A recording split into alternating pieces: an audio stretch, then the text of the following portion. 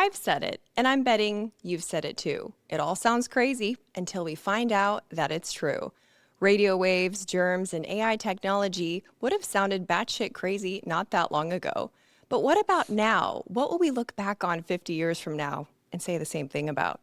And importantly, how can we be a part of tomorrow's thinking?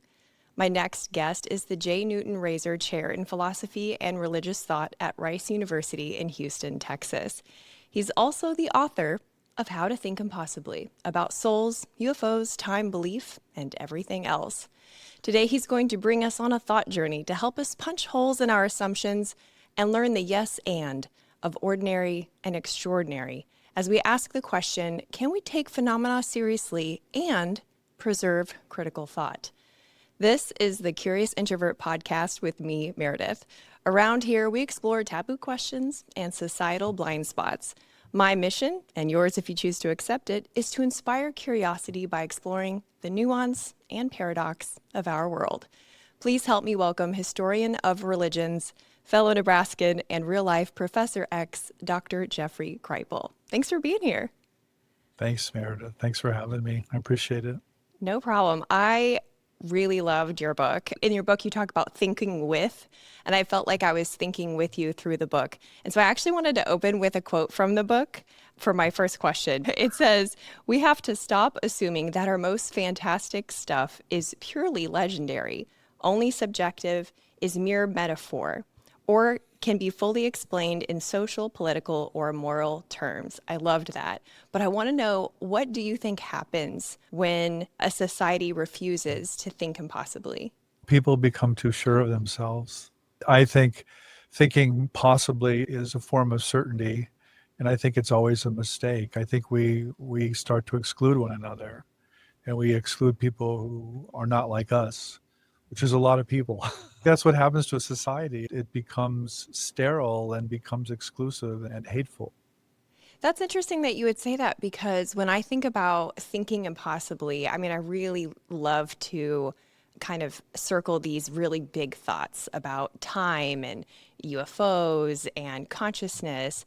And to me, those are discussions that separate me from my fellow man. They're like, oh, okay, Meredith, you know, but what you're saying is thinking impossibly has a pro-social effect. I think so. I think those topics that you just named, you might feel alone, but you're not.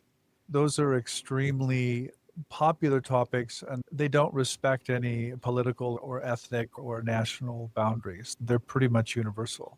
When you think about like the average person asking themselves, okay, this is fun to talk about and to think about, which it definitely is, but what's in it for me? What would you say to that individual who's seeking out that individualistic benefit for thinking impossibly? Why would they want to do it? There might not be any benefit for the individual, but that's the whole point, I think, of the experience, is to get us beyond the individual, to get us beyond ourselves and to align ourselves with a greater reality. Something that I think is an interesting, I like to say thought experiment, is the concept of time, because it's Yeah. one of those things that, you know, you learn time when you're little. You feel like of all the constants in life, it's like taxes, death, and time, right? But it's kind of fun to begin that non-linear thinking of it. And I loved the story in your book that you shared. I think his name was John. Can you share Yeah, that John. story? Because that's kind of like a great illustration of, wait a minute, hold the phone. What is time? So just to introduce that story a bit, I personally think people's precognitive dreams and experiences are some of the most powerful and some of the most obvious instances of the impossible. I think these things happen all the time. I think they're easy to cite because people just tell these stories, and they completely violate our sense of time, which is a sort of, we can, the past has happened, but the future hasn't happened. We somehow imagine ourselves sort of on the wave of all cosmic time, which of course is silly, but that's what we do. So John Allison is a doctoral student here, and he had this experience where he basically visited himself from the future and assured himself that he would be okay. So it was one of these experiences where he remembered visiting himself in this apartment, in this basement apartment in Princeton, New Jersey, but he didn't know when it happened that, of course, it was him. It's where many interviewers and podcasters go. They go right to the John Allison story, Yeah. because it's so moving. It's so emotionally powerful. I mean, I've had people get teary eyed. This is at the essence of a lot of these experiences, is that they're deeply emotional.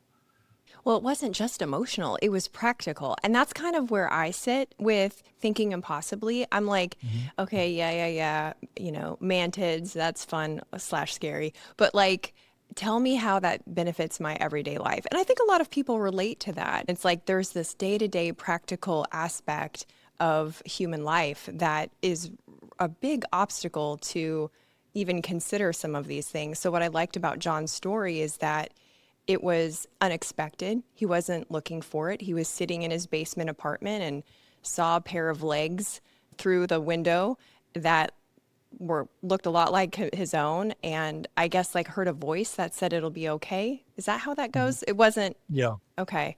And then Yeah. a couple years later, he was walking towards the apartment and saw the light on and saw himself sitting in the apartment. And so it was like he got to sit on both sides of this moment, which was really, it gives me goosebumps thinking about it. You know, what most people don't realize is that the word telepathy, for example, it means pathos at a distance. It means deep emotion. And that a lot of these experiences don't just happen, they happen in traumatic situations. And I think they're about healing. And with the abduction experience or the alien idea, of course, you don't care until, of course, it happens to you.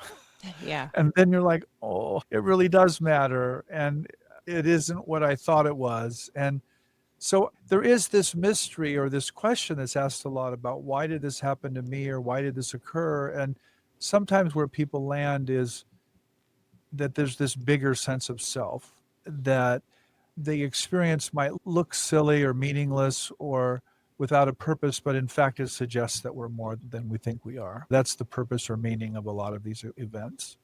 And that it's going to be okay. When I read the John story, I remembered I had something like that happen to me. And it wasn't as visual. It was not me walking, next to a window, but it was last year and I was just kind of going through a little bit of a hard time and I heard a voice that was way louder than a thought, but not audible. And it said, "I'm here. It's going to be okay." And I even told my husband and I was like, "I just heard this." And he said, "Well, what did the voice sound like?" And I said, "It was my voice." And he didn't know what to think of it. Neither did I, but the message was comforting.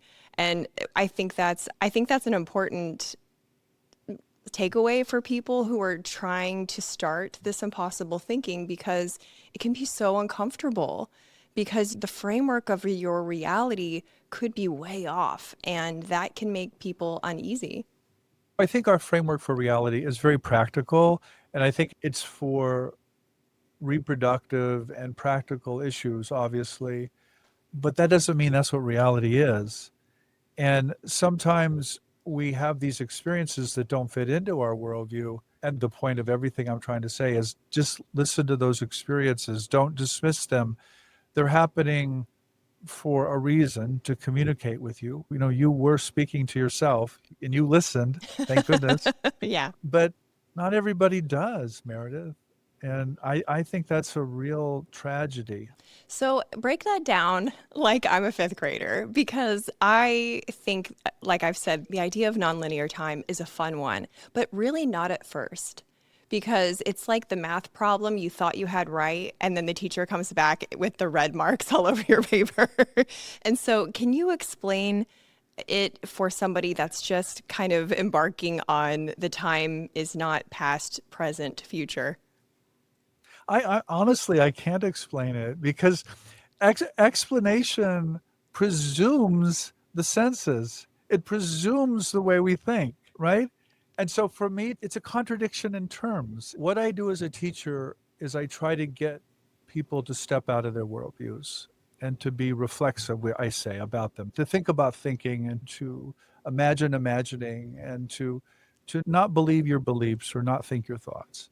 That's really the goal. of, I personally think, of profound teaching. And when we explain things, or when I hear this phrase, well, prove it, I'm like, you're just using science to prove science. You're just using your senses to prove your senses. What if reality, or what if truth is not about the senses? What if it's outside the human sensorium completely? And these moments, like John visiting himself from the future, or these moments where we know someone has died, or we know a loved one is in danger. I mean, there's many instances of this. These all suggest that it's not what we think it is, that we're not stuck in time, we're not stuck in space, we're outside of it in some ways. And I personally think that's a very hopeful, very fantastic message. But I also want to recognize that some of these experiences are terrifying, and they're not always good. They break down, or they're traumatic. They challenge the subject or the individual or the embodied person in really dramatic ways. Something I often say is, you don't get a near death experience until you almost freaking die. So think about that. Yeah. It just doesn't happen. But sometimes it does happen when, you're in a car accident, or you have a heart attack, or you're really ill, or something really bad happens. It's then that these moments can intervene or occur, but not drinking coffee or talking to someone on a podcast. We're not going to have one sitting here. Wait, are you kidding? I had this whole like time block set aside for a paranormal experience. You mean we Yeah, can't it's not order going to it? happen there. It's not going to happen, Meredith. Oh, that's so Sorry. disappointing. Yeah. If we were to ask what if on the time thing, like what questions could we start asking? I love that you said I help people think about thinking, and because that's really exciting to me too. I love that you also said that's an exciting feeling, because a small rabbit trail. I was talking with someone about her faith, and she was asking me about mine, and I was explaining that the more I don't know, the more excited I get, the more expansive I feel my relationship with God, or whatever is out there is like I can feel it at this moment. It feels so less constrained than it did in my Pentecostal church days, and Yeah. it's really an exciting thought. So why is that? I mean, why are you and other people are them? I mean, that sounds banal, but I see this every day in the classroom. There are some young people who want to break out of their worldviews and their cultures and their communities.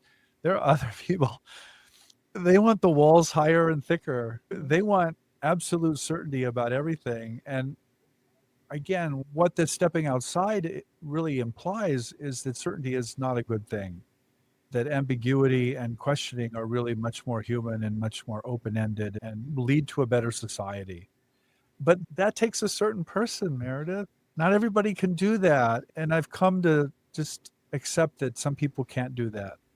Well, the people that are listening right now are Well, but are again, presumably. they chose to listen. They're Oh, they're true. on this podcast for a reason, or they're listening to it for a reason. It's like a classroom. The students who are there are self-chosen, so I tend to get more people who want to be knocked out of their system, but there's a whole realm of people who do not. So if we were to go back off this rabbit trail, oh, that was fun. Back to the time thing. When we think of time as linear, like I actually picture a conveyor belt, the kind at the airport that move where the floor moves. And so Yeah. you're coming from the past, going to you're in the present, you're going to the future. But if we were to reimagine it, would it be layers? Instead of one line, it would be like different layers of time, and sometimes they bend into each other like waves. Or is it a circle? If you and I were just sitting having a beer and we were just playing around with It's thoughts, too early to have a beer, by the way. no Maybe one knows coffee. that. Right. You Right. spoiled the mystery, Jeff. This is why I actually love the history of religions, because it's filled with different understandings or models of time. And I think when we think of time, we think of tick tock, tick tock, tick tock. That's not the human experience. The human experience, for example, eternity, people jump out of space and time entirely, and they have experience of this all at oneness or all at onceness that they call eternity. And or they experience time as already happened. The future's already happened, or it's already written. And of course, then where they go with that is, well, then I don't have a choice. And I'm like, well, who says? You know, nobody says that when they look to the past, they didn't have a choice to make all those decisions, and all of those events are already done. So why, when we turn around, do we suddenly say, well, we don't have a choice if they're already done? And of course, the reason we do that is our experience of time, our experience of temporality. And we really do imagine the future differently than the past. But again, these moments of precognition suggest that it's not entirely different, and that our experience of time might be neurological. It might be a function of us. You know, this, not to get philosophical on you, but this. I mean, that's what we're here for. So please. Okay. Maybe time is a function of the brain. Maybe it's not out there. Okay. Okay. And again, these extraordinary or impossible experiences suggest that. And I'll give you a really solid example of this. David Eagleman. David is a really well-known neuroscientist. And when he was a kid, he fell off a building. When he fell like 2 stories, he landed on his nose, by the way. As he was falling, time slowed way down. And he, of course, noticed that. And so he spent a lot of the rest of his life wondering, well, what is time? And how is it related to the brain? And maybe the brain itself is the creator of time. And maybe in these traumatic situations where the organism thinks it's dying or thinks it's in trouble, time is slowed way down so that it can survive, so that it can do the right thing. I'll give you another example. Here's another example from my own life. I was a kid. I was playing safety on the football team. I remember this one time I was looking at the quarterback. I saw him throw the ball. I went up for the interception, and time just slowed way down again. And there was no sound either, because you need time to have sound. So there was no time, there was no sound, and I could maneuver my body just right. I could intercept this football. And then when I hit the grass again, then time sped up and the sound was back. People were screaming, and it was really dramatic. And I was just a kid, and I was like, well, what was that? Why did that happen? And I think once we start to think of time as a function of the brain and not out there, these things actually make a lot of sense. My young body thought that it was in physical danger. And of course it probably was, Or but it was flow state. It could have been flow state. Well, but again, why the flow state? I mean, I've had people tell me about flow states in motorcycle accidents too. So it seems to take some kind of traumatic or physically difficult situation for this to kick in. David's experience suggests that. My football experience suggests that. The motorcycle accident suggests that. But That's again, a really interesting thought, because that's true. When there is adrenaline, it changes the way that we perceive time. There was this one time we were at the river, and it's Blackwater River, and so there's lots of little pockets. Depending on how much rain we've had, those pockets can be fairly harmless, or they can really suck you under, especially if there's a log. And we were pulling off to the side of the river. We all had floats. And I stepped up on the bank, but I missed, or I slipped, and I got sucked under. And actually, I just remember this. Right as we were getting ready for our trip to the river, we were unpacking the truck. I was quoting a movie that said, "I saved your life." And I forget what movie it's from, but I kept saying it, "I saved your life." And we were like all joking and saying, "I saved your life." And then so fast forward to the moment in the river, I slipped and I was held down under the river. And I just was like kind of looking around like, I'm underwater. Probably longer than I should be. Wonder if I'm gonna die. Like, it was a weird time to be reflective. And then my husband grabbed me and pulled me up, not in a reflective, calm state. And then after we all settled, we were like, That was weird that you were like quoting that movie earlier and Garrett literally just saved your life. And so that I really like this thought that time could be a function of the brain, which also is kind of a rebuttal, if you will, to the idea that if time is not linear, then we don't have free will. But if time is a function of the brain, we in fact do, as illustrated I didn't in fact die. Yeah, I mean, I personally think we do have free will, but we as in the individual in this on this dimension or in this zone, I mean, Meredith and Jeff does, but this bigger picture, I think free will, it implies a kind of atomic individualism, that I suspect isn't who we really are. The question doesn't even make sense in that bigger picture. And the other thing I want to say, though, to your comment is, I have a really good friend named Eric Wargo, and Eric thinks that pretty much all paranormal phenomena are camouflaged precognition. Interesting. I suspect he's right about most things, and I can give you examples of why. But your experience that you just related there, you probably were having some kind of precognitive hit, but you don't know that it's precognitive until after the fact. Most of the time, no. I've shared this Yeah. on the podcast before, but a few years back, I knew my husband was going to be in an accident a couple of hours before. Okay, so I'll give you an example of this. So I was lecturing once at a university, and a woman pulled me aside, a colleague, and told me that she had sent her son up to a zoo with a nanny, and at, let's say it was 10:04, she felt this compression in her body, and this, she says, a video just went off in my head, and I saw all of this white smoke fill the car up, which confused me, and I saw my son screaming in the back. So what is a mother going to do? Well, a mother's going to act immediately, and so she called the nanny. The nanny was fine. They hadn't gotten to the zoo. She told the nanny to drive home real slowly on side roads, which she did.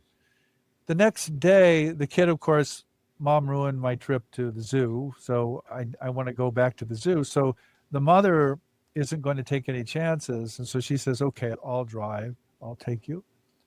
And she's in a high-speed collision. The car spun around, the airbags went off, the car filled up with white smoke as you get from an airbag, which is why it was white. And that exact scene played out, of her son screaming in the back seat, in the car seat. The man who hit her, she couldn't move. He called her husband, and the call came in at like 10:08 or something. So she had a precognitive vision the morning before, but she mistook it for a clairvoyant or a telepathic vision. And that's a perfect example of what I'm talking about, because in some ways, the mother caused the experience by trying not to cause it, right? Yeah.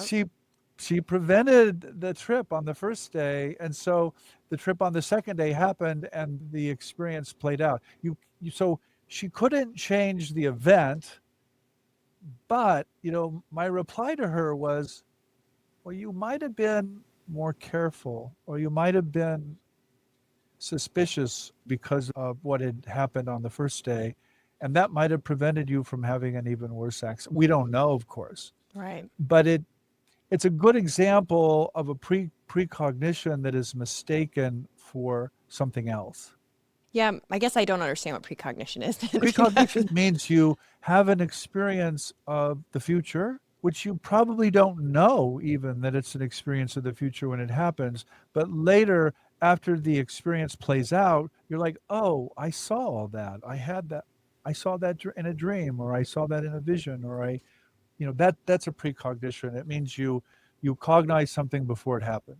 There's some interesting historical records of this too. You talked about them in your book. I think you mentioned Harriet Tubman, and then you mentioned the woman from Eatonville, Florida. Can you Oh, share about that? Zora Neale Hurston. Yeah, tell us about Yeah. that. Zora Neale Hurston was a well-known African American writer, and she wrote this memoir called dust tracks on a road, and she talks about being a little girl, being 7 years old, having done some prank involving a hen, actually. And so she's hiding on a porch after this childhood prank. And she goes into some kind of altered state, and she gives it a word, stereo opticon or something. I forget the word, but it referred to the way slides were existed at the time. This was around probably 1897 or so, somewhere in the early late part of the 19th century. And those 12 scenes all play out in her later life. So she was given precognitions of her later life as a 7-year-old little girl. And again, we don't know exactly why, but this is how she actually structures her memoir, is largely through these 12 scenes. And it made young Zora feel different, special, but also different than the rest of her family and the rest of her community. And I think this is the nature of a lot of these experiences, is that it often removes the person from the community or the culture in a pretty significant way. And that's why you say in your book, you had a new word that you made, neo something, that meant think with, and that this is why you're saying it's pro-social, because it's like, actually, you know when you download an app on your cell phone and it's like the free version and it has LITE, light. It's like Thinking Impossibly, when you're with someone who's had an experience like this and they're vulnerable enough to share it, is like listening plus instead of Yes. listening light. It's the full app. It's the full aperture. To use the metaphor. So the thing I would say to that, though, is the experience wants to be told. It wants to be told as a story. So when you sit down with the person and you think with, with that hyphenated think with, I think that's what the experience intends. It wants to be communicated not just to the person, because it's also appearing as a story for the person. It's being woven into a story. But the person is telling the experience so that it will have some kind of cultural or community life. How interesting. Okay. Yeah. So hence your podcast. Hence the podcast. Well, Yeah. I also had a memory of a sales training that I did in regards to time management that I wanted to check with you, because as I was going through this, I feel like I've been on this journey of impossible thinking for the last, I don't know, I'll say 3 years now. But as I was reading your book, it was really making me reflect back on, I was thinking about my thoughts, Jeff. Yeah. And I was thinking about this sales training that I did for time management. And I would tell the saleswomen, oh, hey, what time is it right now? We're in Central Time. And so they would say, oh, it's 12 o'clock. Okay, but what time is it in Jacksonville, Florida, which is Eastern Time? And they would say, well, it's 1 o'clock. And then I said, yeah, but what time is it in California? Oh, well, it's 10 o'clock over there. And so I said, well, what time is it then? And they would look at me and I would say, well, time is really a construct. And so time doesn't have to happen to you. You can have control of your time because we made it up after all. And so what my question is, this just sales training dressed esoterically, or is that actual impossible thinking in a very practical sense? Well, that might be sales thinking. I don't Okay, know. that's fair. There's no wrong answer there. Yeah. Relativity theory in the Einsteinian sense, and the sense of modern physics, is that there is actually no now. There's no universal now. Time is relative to one's perspective. But the problem with relativity theory is it doesn't really kick in until you're moving at this almost at the speed of light, or you're really heavy. So, but we know, or we think we know from relativity theory, that there is no time. We used to think of time and space as sort of a container. We're moving through space, and time is set as well, and we're moving through time. We don't People who, particularly physicists, don't think about space and time that way anymore. They think about it as geometry, or they think about it as somehow manipulable, somehow warpable, as it were. And the thing about precognitive experiences, to take it back to the human, because this is where I think we're human after all, I do think that John, for example, or the woman I was talking about with the child, or you and the almost drowning, I think you're actually experiencing something about physical reality. you are accessing the real, as it were. But it's feeding through your emotional life or your dream life, or in this case, the mother's life, or in David Eagleman's case, falling off a roof. However it's showing up, it always needs a context to show up at, but they're actually accessing some part of physical reality as well. We don't have a model for that. And that's what I'm trying to do in the book, is trying to say, look, these are not just fluffy, tangential experiences that we can dismiss. This actually tells us something about the nature of space and the nature of time and the nature of reality. So what does it tell us? You know? And again, I don't have an answer to that, Meredith, but I think that's the opening salvo, as it were, because I think these experiences really do matter in Yeah. both metaphorically and literally. Right. Realer than real, as some people say. Yeah. Yeah.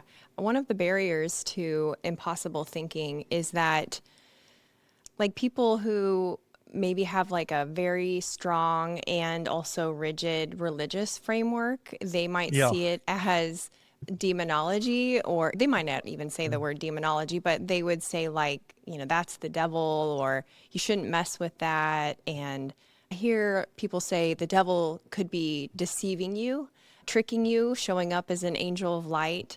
And in another interview, you said that for the most part, you think that demonology as a whole is a mistake. Can you Yeah, explain that? I do. I think it's a profound mistake. So thinking impossibly is not reducing the experience to your worldview, whether that worldview is scientific and secular, or whether that worldview is religious and let's say biblical in this case. And the reason I think demonology is a deep mistake is historically it's been used to dismiss people and to literally demonize these experiences. And if you demonize these experiences, guess what you get? You get demons. This is what shows up.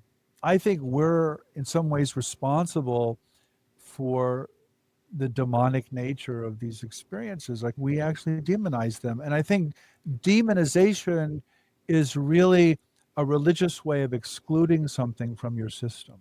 It's saying, this challenges my belief system, therefore it must be from the devil. And I'm like, but it's part of reality too. This person really had this experience. And it often occurs in a traumatic context. So there's a lot of suffering and there's a lot of maybe bad things happening. That doesn't mean it's demonic. Calling something demonic just adds a layer of suffering to it, is what I'm trying to say. And if I can say this in another way, I have never met a demon that didn't look like a suffering human being.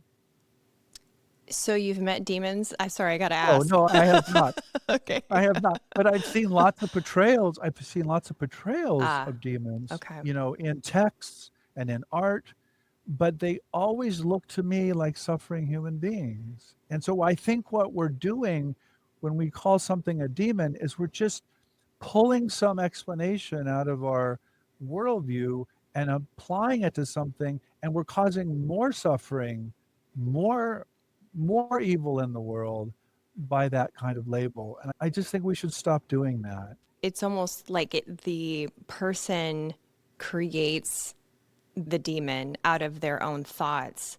You wrote extensively about that in your book, which I had Yeah. never heard, by the way, and I thought was so interesting because you talked about demonic possession and especially the poltergeist bit. Yeah. Because as I said, I've been on this, journey and kind of revisiting random things throughout my life that I've heard about, and poltergeist is one of them.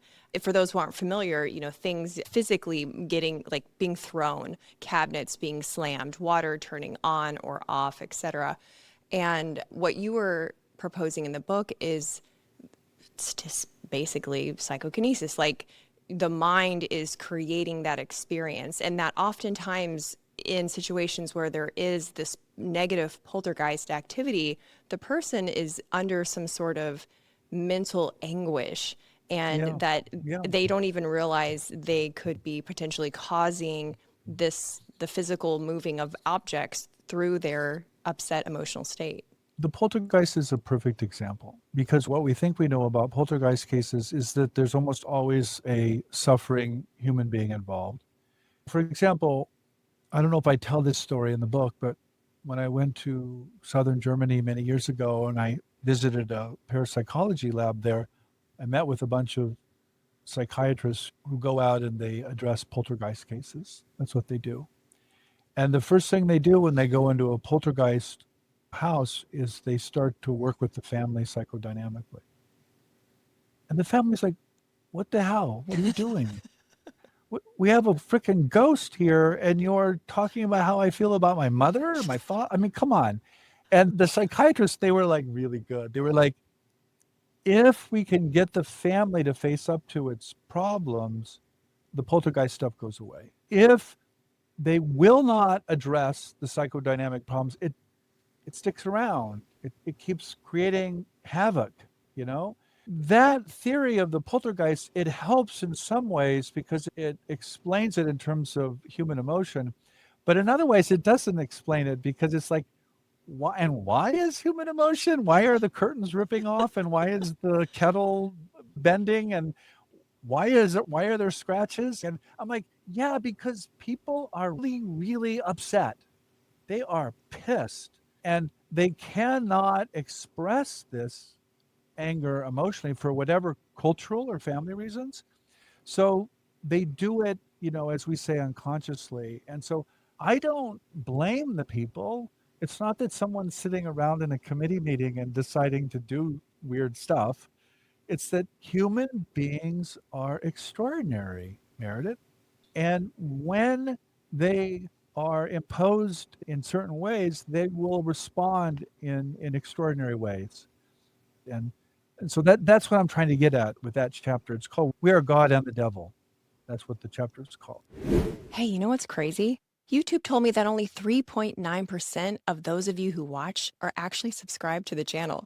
If you want to see me again, consider hitting subscribe and turn on the notifications for new episodes. Okay, back to the show. That was a good chapter. It made me think a lot about Skinwalker Ranch. Because so again, for people who don't know, it's a 500 plus acre area out in Utah that is known for like literally every single weird thing. Just name a weird thing, and it has happened at Skinwalker Ranch. And you served on the board there. Tell me all about that. Well, yeah, I mean, I can talk about Skinwalker. First of all, I've never been there, but I've talked to people who spent lots of time there, and they're like, Jeff, don't go. Don't do it. Really? Yeah, really. They're like, Okay. no, don't. Wait. So how do you feel about it? Like, why haven't you gone? Are you freaked out? Would you go? I don't want to be haunted. Wait a minute. Yeah. You just gave this beautiful speech about how it's like your own psychological state that. No, I think there's something about Skinwalker Ranch. I think there's some kind of entity there. I think there's something in the environment, and it fucks with human beings. And it avoids scientific explanation or reduction. It seems to avoid it in principle. So there's something about Skinwalker Ranch that reflexes back our own human approach to it. And it's quite negative. It doesn't want to be studied. It doesn't want to be poked and prodded and dug up, And so my response to that is don't.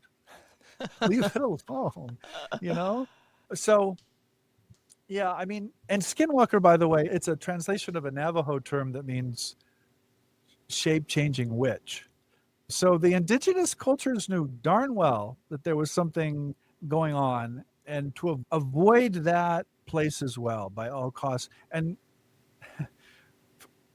dumb people go right in and like, I'm gonna study this. I'm gonna do this. I'm gonna make a television series, whatever they're gonna do. I'm like, that's not a very smart idea. Okay, so what are you doing on the board then? If your general consensus is like, hey guys, this is a bad idea, I imagine that would make your time on the board rather short if you showed up and announced that. I don't know what you mean by the board. Do you mean the advisory board? The Bigelow Bix? I don't know. I just read so somewhere. I have nothing to do with Skinwalker Ranch. Ah, okay. So I'm just mistaken. You're not on the board. Yeah. Yeah, I'm on a board for the Esalen Institute in Big Sur, California, but it does not have those problems or those issues. Okay. So yeah, so I mean, we're getting into the problem. To what extent are paranormal phenomena or impossible phenomena human? They're manifestations of us, and to what extent are they entity encounters, or are they human beings encountering something other than human? I think that's a real question and a real issue. And something like Skinwalker Ranch looks to me like human beings encountering some kind of entity or entities. Where the poltergeist cases we talked about earlier and the precognitive dreams and the precognitive hits those look very human to me. The demonic possession looks very human. Skinwalker Ranch does not look human to me. Something else is going on there. So, do you see where church people would be like, we probably shouldn't mess with any of it? Of course. Yeah. Of course I understand. I mean, but that doesn't mean it's a demon. Deception does not mean being sinister. Deception is used to hide in the environment. It's used to prey on other creatures. It's used for reproduction purposes. I use it all the time. Every time I take my little furry friend to the veterinarian, I deceive her. I'm guilty, but I do it for good purposes. I do it because she needs her teeth cleaned or she needs to see the vet or what. She doesn't know that. So deception does not mean, or camouflage does not mean being bad. It's a sign of intelligence, actually. It's a sign of life. And I think what we do is we collapse camouflage or deception with being sinister or evil. That's just a terrible mistake. I think that's a really cool thought, actually. I don't think I had separated the two. I know, because we think of deception as a bad thing, but Yeah. it's not. It's Yeah. not always, Well, no, especially when you use the example of like camouflage, like animals using camouflage, like they're not sinister, they're just trying to not get eaten. But it's human nature to want to close that loop. We love checking the boxes and finishing the thing and solving the problem. I mean, think about, the the Apple Watches, they have a loop and you'll hear people go, "Oh, I closed my loop today." And it meant, I think, that they met all their fitness goals. Yeah. And so, I mean, if that tendency to want to close the loop or finish the thing or solve the problem, answer the question, is so strong that Apple based an entire product out of it, then for people, how do you get more cozy with not having that loop closed? Well, again, I don't think the real world is closed. I don't think it's cozy. I don't think it's comfortable. And some human beings relish in that openness, other human beings fear it. And this goes back to our early conversation. I don't know why people are so different, but some really want the high walls and the thick walls, and other people want no walls. And particularly creative people, intellectuals, they don't want walls because walls are what lock one in and what works against creativity. So creativity by nature is a no wall or a small wall kind of option.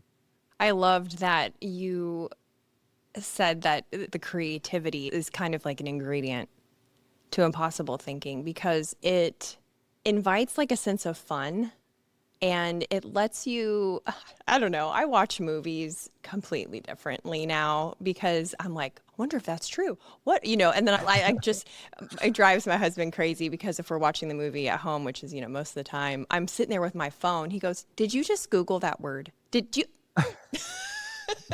And X-Men is one of those things because, as a kid, I loved X-Men.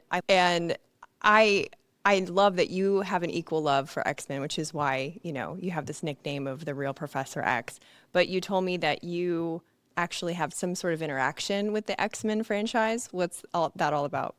So first of all, I think the X-Men are real. I think people really have these abilities, right? We've been talking about them the whole podcast. And I've written about, I think the X-Men is a mythology that people can grok.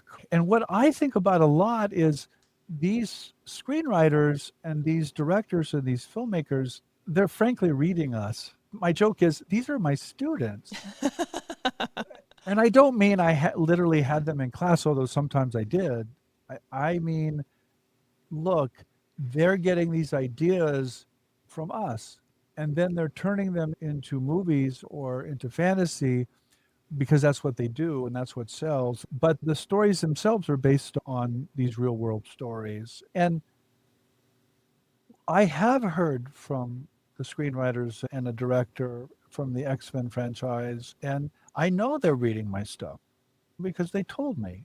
I wrote a book called Mutants and Mystics about 14 years ago now, and it's very much on comics and science fiction is rooted in the paranormal. It's about having abilities, it's about adolescence, it's about growing up, it's about being different, it's about not fitting in, it's about a lot of things that we can talk about.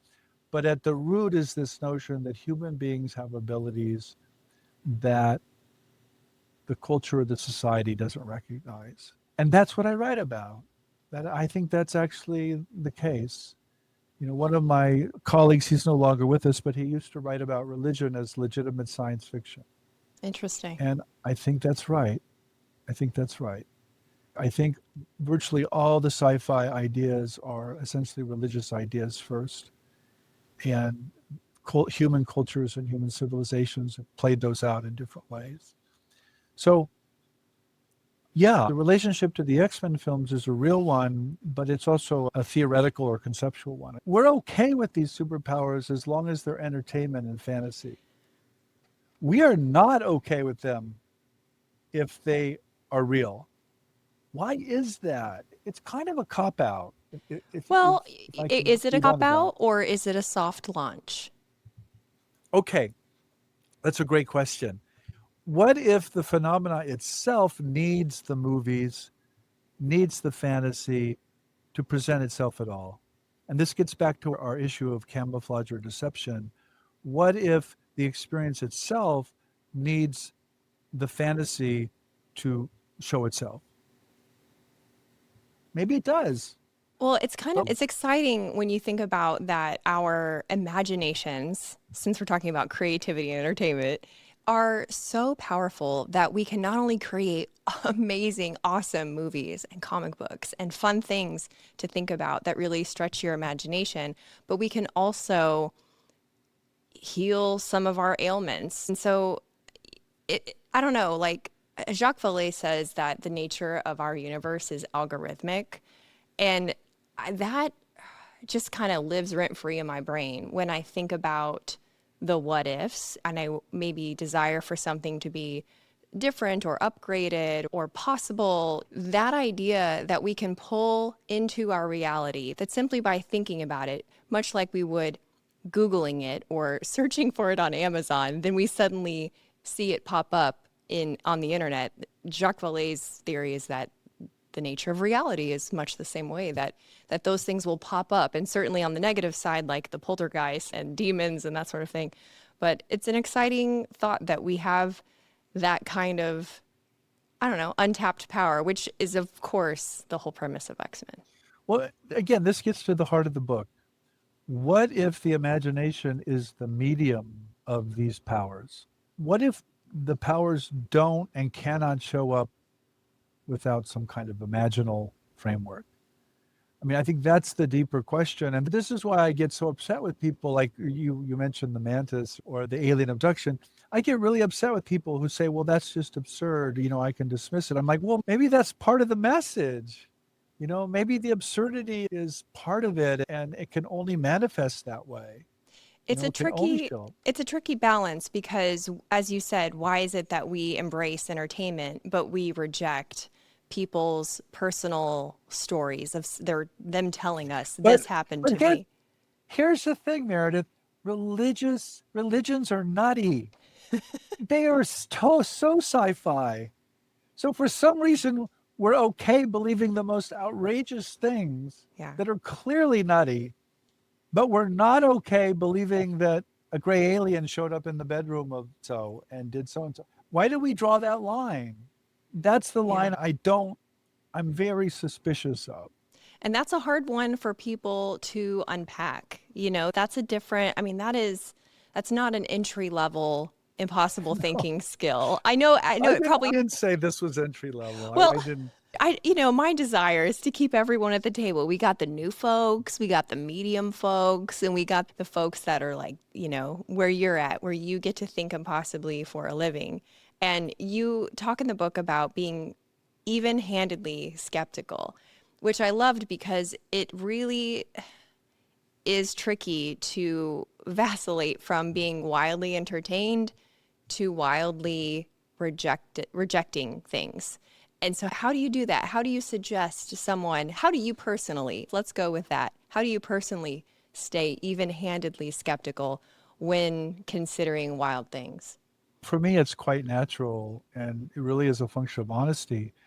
I just give you an example. When someone has a near-death experience and tells me about the experience, I think the person is sometimes upset I won't sign my name to that's what the afterlife looks like, whatever it is they saw. But the reason I won't is not because I believe too little, it's because I believe too much, Meredith. It's because I take the other person's near death experience and the other person's near death experience and the other person's near death. I take them all as seriously as I take this person's, and they cancel each other out. So I think we need to develop a model of the imagination that something's coming through the imagination, but it's not itself the imagination, if that makes sense. In other words, the near death experience might tell us something about the soul or consciousness, but it itself isn't literally true, And, part of that's a function of how I study religion, frankly. I believe too much. It's not that I believe too little. And I want to take all human beings seriously, not just some of them. And I include the secular scientists in this, by the way. They're as committed to an ideology as sometimes more Yeah. than anybody else. And I'm like, okay, that works. I get how that works. I get how that produces pharmaceuticals or technology or aerospace, but you're not talking about what reality is. You're talking about how it works. Yeah. And so it's an ideology too that I want to poke the bear, as it were. I want to push them on. Yeah. You know what that makes me think of? This is such a weird parallel, but I interviewed a political philosopher and I was like, how do we get rid of two parties? And he said, we probably can't. The best we could do is flood the market with multiple parties. And that's essentially what you've just said is if we can't get rid of this or that, we have to do the this and the that and a this and a this and a this in order to Well, really go to the next yeah. place.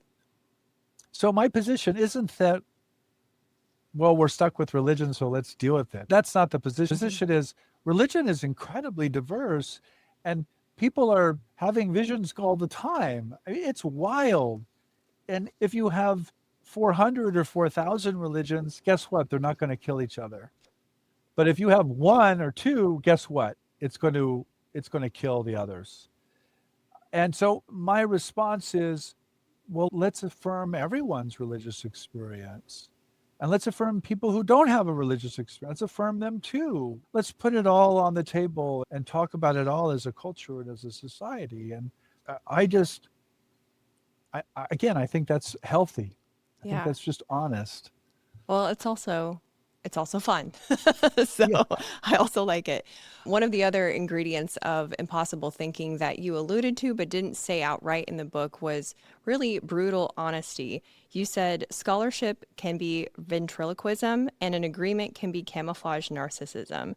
And so that was what I got out of that is that you have to be really brutally honest with yourself in order to have this habit of impossible thinking. You have to be willing to be wrong. Why do you want to be right about everything? That's just odd. It's kind of boring also. Yeah, of course I'm wrong about all kinds of things, but so what? That's the conversation. That's what you're trained to do in the academy. I don't want to presume that training, but certainly that's what we tried to get our students to do is to be wrong about things and to be comfortable with that. What about impossible thinking's impact on mental health? I sit and talk to experiencers a lot, people who have had these experiences. And one of the things I've noted, first of all, is that secrecy. They often won't talk about them, and they won't share them with even sometimes spouses. They won't share them with therapists. They won't share them with medical people. That leads to human suffering. And so I think the ability to share them is really crucial to mental health. On the other hand, I do not presume that all of these experiences are good for mental health. I do not presume that. One of the lessons, one of the first lessons one learns when one studies religion is that religious experiences is not the good. The sacred and the good are not the same thing. The sacred can be as devastating and as terrifying as it can be redemptive and ecstatic. And this is one of the takeaways you get from studying religion comparatively. And so, for example, take the UFO. I love to talk about UFOs. The UFO can be utterly destructive and terrifying to someone who has a closed worldview, but it can also be redemptive and ecstatic and salvific to someone who's willing to be broken open and who's willing to see the world in a bigger way. And those are human responses, Meredith.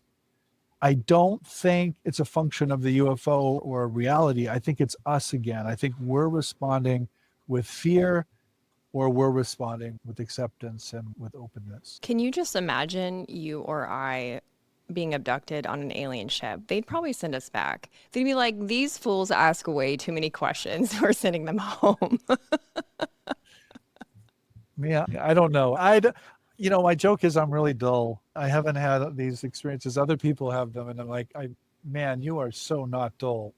You are so out there, but I'm not. And yeah, I can't speak for you. I haven't had these haven't had these experiences for decades, by the way. The more I explore this, the more I have small things happen. Nothing major, but like the little things that I mentioned today, I hadn't planned on sharing those. And it seems like I get amnesia about the things that have happened. Perhaps I should write them all down. But you don't want those, you don't want to drown, Meredith. No, but I have had other smaller things that Yeah. are in that similar category that if I told them, they would just sound silly, but they're like little breadcrumbs that, I could choose to follow, which is fun. And I think it's interesting. I like the feeling that my brain is being used. And that's why I like stuff like that. But it's also why I like talking about it. And I realize that this is, a special thing that, I get to have a podcast and talk with people like you and read your book. So thank you for that. And thank you for your book. I think this is probably the perfect segue for you to tell us where we can buy How to Think Impossibly. You can buy it anywhere, just on your usual bookstores or digital internet sources. You can find it anywhere, actually. My favorite quote from your book is a quote from Anne Schreiber. She said that mankind is too young to have beliefs. What we need are good questions. And so Yeah. I want to thank you for your good questions today. I appreciate you. Yeah. Thank you. It's all about the questions.